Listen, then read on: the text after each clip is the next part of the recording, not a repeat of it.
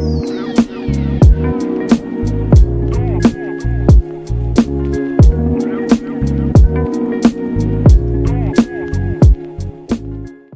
y'all, so I'm back with part 3 of my nightmare being a landlord. So I was gonna read off to you guys the email that my tenant sent me with claims that I agreed to a 10-year lease extension with him. After I had talked to the lawyer, after I had talked to the lawyer, I had no more verbal conversations with him. It was all email and text messages. So this is what he wrote me in regards to the agreement. Miss Jordan, he used to call me Mama Val. And as a matter of fact, in one of my videos, I believe it was a video back in beginning of September, I mentioned, oh yeah, my tenant's dropping off the check. Oh, I love him so much. Child, please, that turned real quick. But anyway, Miss Jordan, thank you for taking my call this afternoon. I look forward to discussing the remaining concerns so that you can see that there's no intent here. Again, I will say that we love the house, your home, and have and always will, sorry. We have been allowed to make alterations to the property where we only ask for your approval and the 10-year lease extension, which was granted on August 14th, 2023. Since moving into your home, we have spent just over $13,000 in order to maintain and beautify the property, which we know that you are grateful and appreciative of. Time flies, as it's just been over a year since the lease extension of the initial 3-year lease, which was verbally approved. Well, we have a written 3-year lease. It was changed from 1 to 3 years, not 10. With that said, would you like for the extension to start as of August 14th, 2023 and expire on September 30th, 2033, or have the 10-year start as of October 1st, 2024 and to expire on September 30th, 2034? Please review and advise me, and I can update the document accordingly. Thanks. So let me open up the actual extension. I'll read the beginning of it because I stopped at, I believe, number 4. I just stopped reading.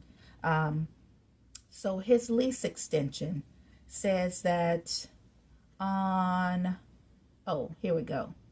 Let me just read the first part of it.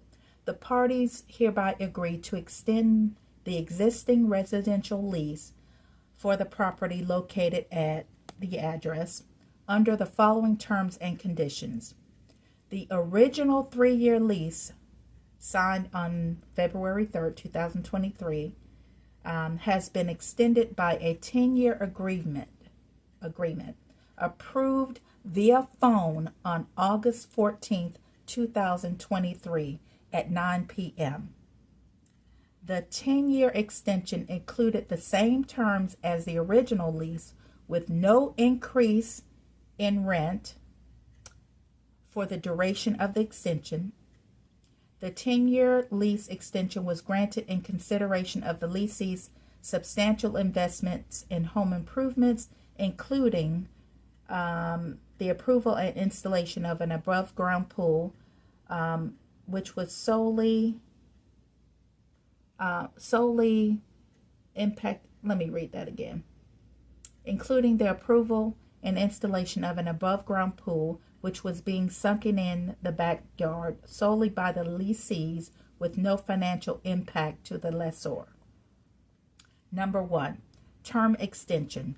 The term of this lease extension shall begin on October 1st, 2024 and continue for a period of 10 years ending on September 30th, 2034. Rental rate. Number 2, the monthly rent for the extended lease term shall remain the amount per month The rental rate shall not increase during the extended lease term as discussed via phone on August 14th, 2023 at 9 p.m. between the lessor, Valerie Jordan, and leasee, his name. Renewal option number 3. At the end of the 10-year lease term, the leasee shall have the option to renew the lease for an additional term to be mutually agreed upon both parties. The renewal option must be exercised by giving written notice to the lessor no later than 90 days prior to the expiration of the extended lease term.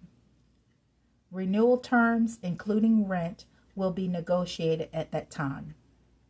Number 4, this is a good one, early termination.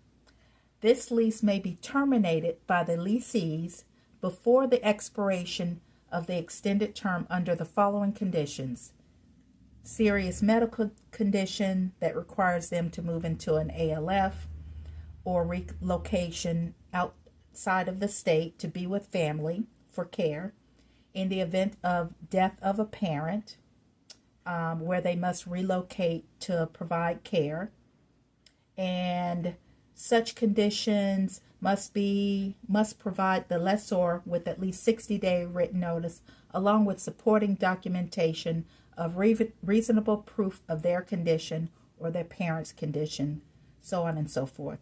Number 5 went on to talk about home maintenance and warranties and things like that. Let me say this. I don't know. I guess he must have went in his phone to pick out a date that we may have talked, but there is no way in hell I was foolish enough to let him have a 3-year lease. But I figured they're successful people. They'll have the money. They won't have any trouble paying me. And he said he was a handy person. He's not going to call me for the little things. But my home is in a trust, and it will be given to my niece after I pass. So I don't know what made him think that, for one, I would put him on the deed of my house or even give a 10-year lease extension. Yeah. So anyway, that was his foolishness that he sent me. And I guess he must have looked in his phone to look back to see that maybe we had a conversation sometime last year on August, whatever the date was, at 9 p.m. Either way, there was no way in hell that I would verbally agree to a 10-year lease extension. And even if I did, sir, why would you continue to do whatever you did to the house without that written agreement? He was a real estate agent. So you know that things have to be put in writing. And I found out during all of this shenanigans that he's no longer in good standing with the Department of Business and Professional Regulations here in the state of Florida as of March of this year. I don't know what happened, but he's no longer in good standing. So anyway, that's the email that he sent me. And during this time, I'm getting estimates, I already told you, for the roof. I decided on a company, and unfortunately, the company is rated well, A rating with the, what is it called? The BBB. It happens to be the same company that he got estimates for the solar panels. So he's like, thank you so much for choosing that company. No, I chose that company because I happened to call them and they happen to have an A rating with the BBB. So anyway, I'm going to tell you this quick scenario. He really thought that this was his house. Calling to get estimates from different companies, sending them to me, and telling me, I'll make sure they do a good job. No, they're going to do a good job because they're an A-rated company. Plus, you're not a roofer, sir. So how can you check out their work? Anyway, they came. No, before then, I made the appointment.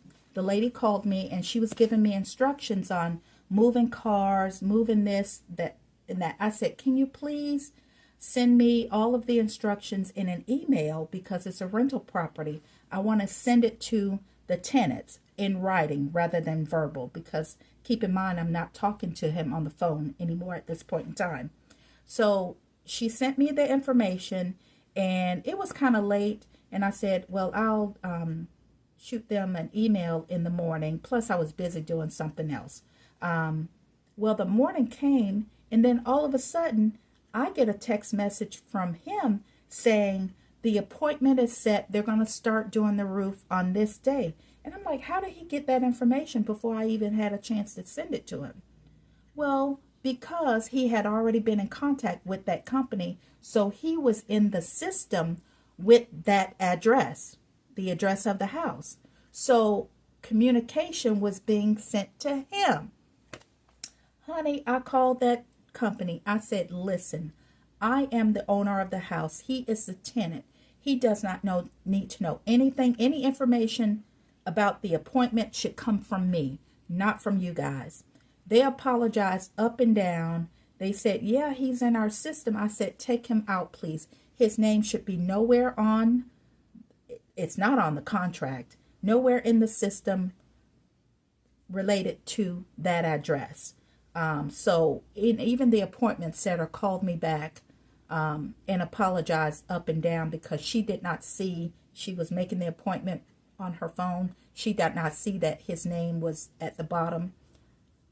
Listen, so when they finally got around to putting on the roof, and it took some time because of the rains, for one, and number two, here in Florida, if you sign a contract, you legally have 3 days to cancel the contract. So they had to wait for that 3-day period just in case I canceled the contract to get started. And plus, I had to wait my turn. So the tenant, when they arrived, he's sending me pictures. He was still so happy. Obviously, at this point in time, he has no idea that I have a lawyer and that I'm kind of on to him. He's sending me pictures of the truck.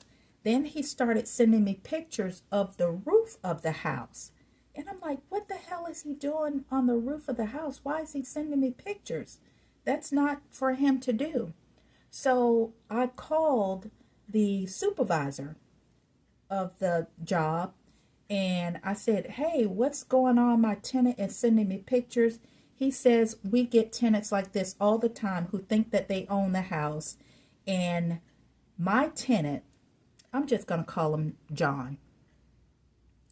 He requested that the workers stop what they're doing, take pictures of the roof and what they're doing, send them to him. And when they would not do that, he decided to jump up on the roof himself and take pictures and send them to me. Why, I have no idea. And another thing, sir, why are you jumping on the roof? I thought that you and your husband were really sick from all of this mold that was in the house. I don't understand. So anyway, he was just doing the most. So I ignored his text messages and the pictures. The company said everything's fine. They were finishing up. I didn't even reply to the pictures. And after they were done, a couple days later, I drove by the house just so I can see the roof. I see him out 90-degree weather mowing the lawn. But keep in mind, he's supposed to be really, really sick from all of this mold in the house. So I'm going to stop right there because there's so much more. And I'll get to part 4 in a bit. Because like I said before, it gets gooder and gooder, but it gets worse and worse. So I'll see you guys in the next video. Peace.